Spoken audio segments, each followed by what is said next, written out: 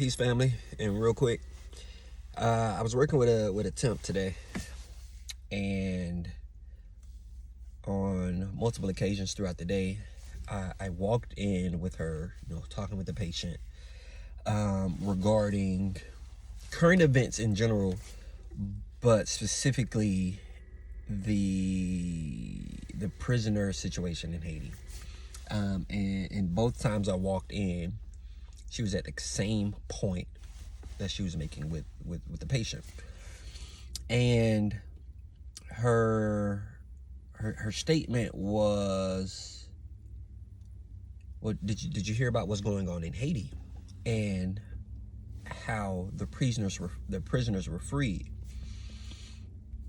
Now, if you're unfamiliar with what's going on in Haiti, there has been a series of jailbreaks by gangs in Haiti.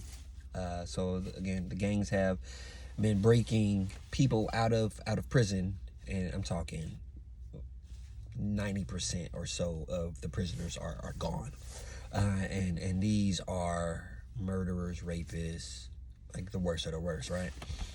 And again, this struck me for two reasons.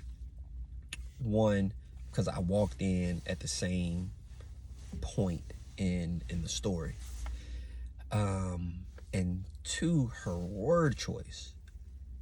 Her words were, they're freeing the prisoners,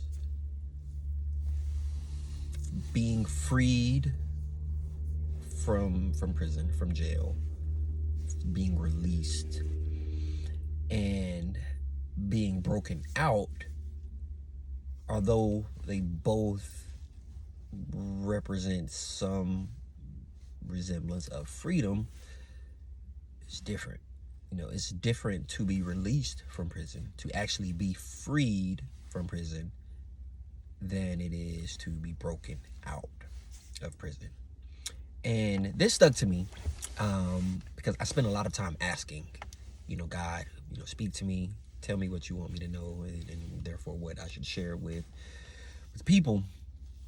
And it's interesting because I've been in the book of Galatians, and I was reading Galatians 5:1, and paraphrasing, it says, Jesus Christ has freed us, and that we shouldn't put on that yoke of slavery again, right? And I feel in this moment, just everything how God orchestrated. God is imparting on me to share that if God has freed us in his sacrifice, and therefore in the faith that we have in him, then it is up to us. We owe it to him and to ourselves to remain free, to not again put on the yoke of anger and fear and anxiety and greed, and don't put on the yoke of our sinful nature, of our flesh and desires of the world.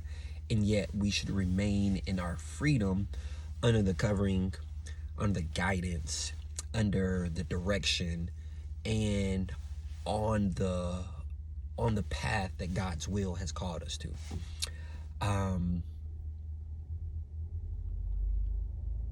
It is a backwards move, I feel, to trade one level of prison for another, especially when we fail to see that all the prisons are really the same.